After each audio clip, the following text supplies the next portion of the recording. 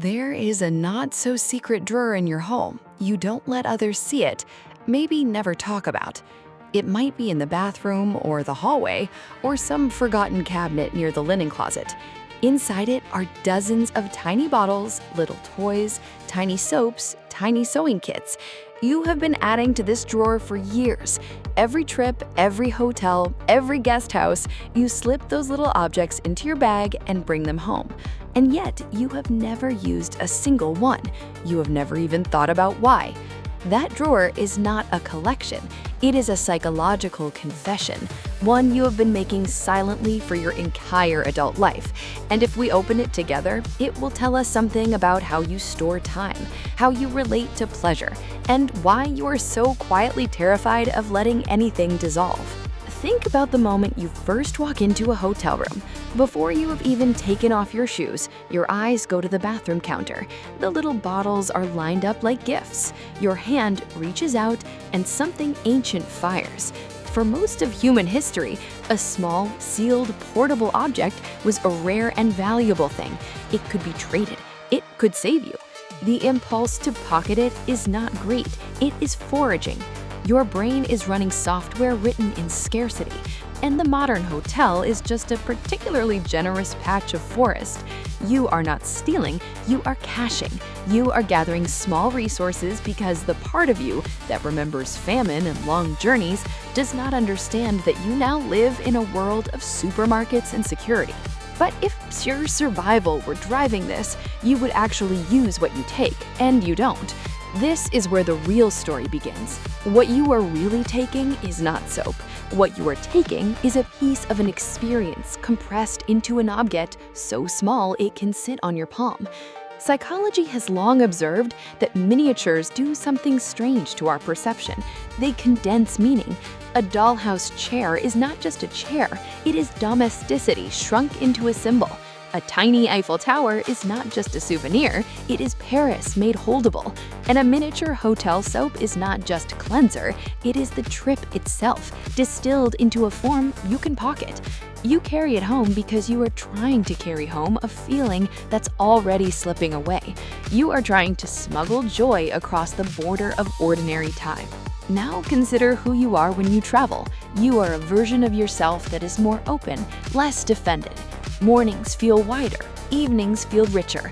You notice the quality of light. You eat more slowly. That little bar of soap was part of that person's morning. It sat beside them while they looked out a window at an unfamiliar skyline.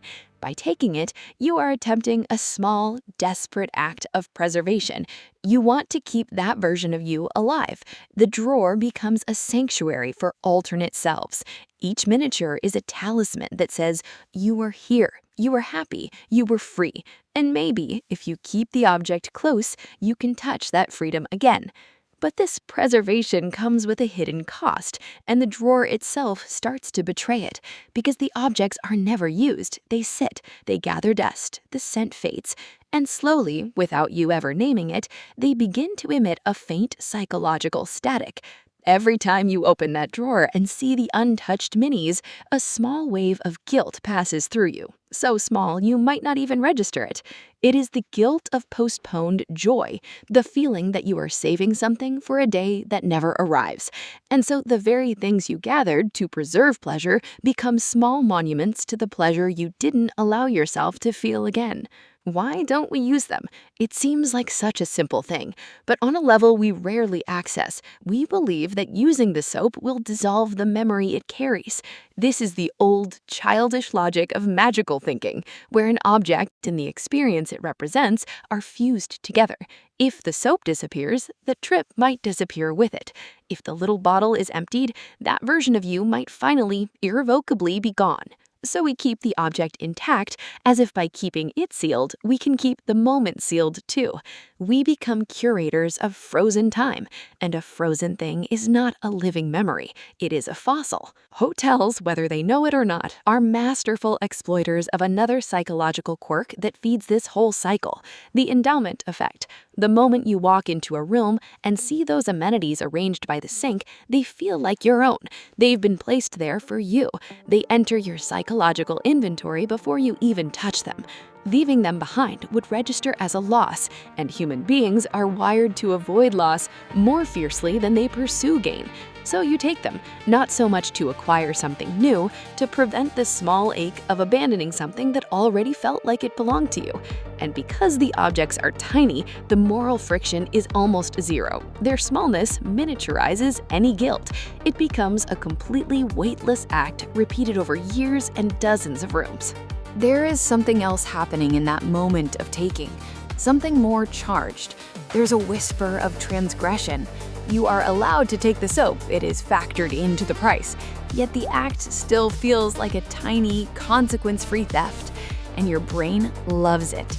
It rewards that little thrill with a microdose of dopamine, the same chemical that floods you when you take any kind of risk and win. It is not the soap you are addicted to, it's the tiny victory, the small, secret rebellion. Your brain logs the win and wants to repeat it. So the next hotel, and the next, and the next, you take again. The ritual becomes its own reward, a loop that runs on the pleasure of acquisition entirely separate from the object acquired. And yet, even deeper than transgression, there's a layer that reaches back into the architecture of your childhood. As a child, miniatures were your domain of mastery.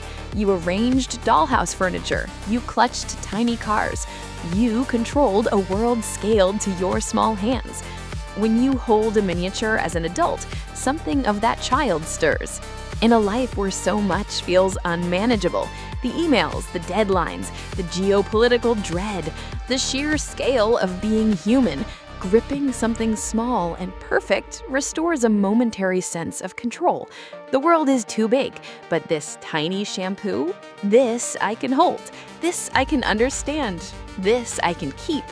It is not nostalgia in the sentimental sense, it's a deep, embodied memory of a time when your hands were large enough to hold your entire universe, and holding that tiny bottle brings that feeling flooding back for just a second.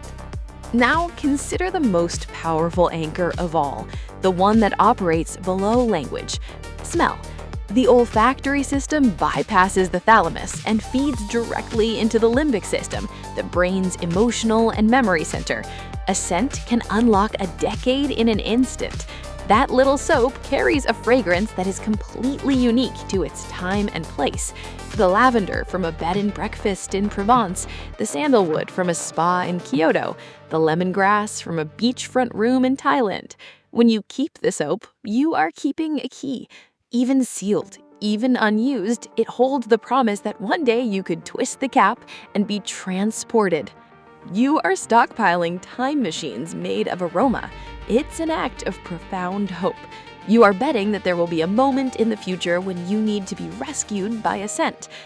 And yet, the rescue rarely comes, because the drawer becomes a museum, and museums are places where things are seen but not touched. A suspended experience is not a lived memory, it's a memory in waiting. And a memory that waits too long begins to curdle into something else, a reminder of how much life you have deferred. There's a brutal little truth buried in the neuroscience of pleasure. The peak of enjoyment in any acquisition is not the having, it is the anticipation, the moment just before. When you slide that soap into your bag, your brain releases its reward. The pleasure has already been consumed. Actually using the object later is almost redundant. This is why so many collections gather dust. The objects are receipts for a feeling that already happened. The chase moves on to the next hotel, the next miniature, always mistaking the ritual for the experience itself. This is not a personal failing, it's the architecture of craving. All of this, the foraging, the memory compression, the self-preservation, the endowment, the transgression, the childhood mastery, the olfactory anchoring, the magical thinking, the dopamine chase, converges into a single quiet image. The hoarded hotel soap is a mirror. It reflects your relationship with time, your fear of letting go, your hunger to keep joy close, to make it solid, to store it against the lean seasons. You are not simply collecting soaps. You are collecting evidence of a life you are terrified will pass unlived. So here is the question the soap asks, sitting there in its paper wrapper at the back of a drawer. What if the most revolutionary thing you could do with your collection is not to keep it, but to use it? Not on a special day, not when you deserve it, but on an ordinary Tuesday. Open the little bottle, ladder the bar, let the scent fill your shower while the morning light hits the tiles and the coffee brews in the kitchen. Because the memory is not locked in the object, the memory is locked in you. The object was never the vault. You are the vault. And when you let the soap dissolve, you're not losing the trip. You're finally integrating it. You are washing yourself with your vacation self, bringing them home in the only way that is real, through the senses, now, completely present.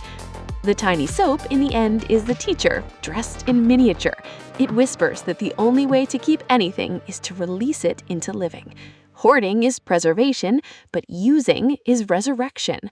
Joy is not a thing to be stored. Joy is a thing to be spent. And some things, the best things, are not meant to be kept in drawers. They're meant to dissolve against your skin, to become part of the air you breathe, to turn an ordinary morning into a quiet ceremony that says, I was there, and I am still here, and I am not afraid to let the happiness run all the way through me until it is gone.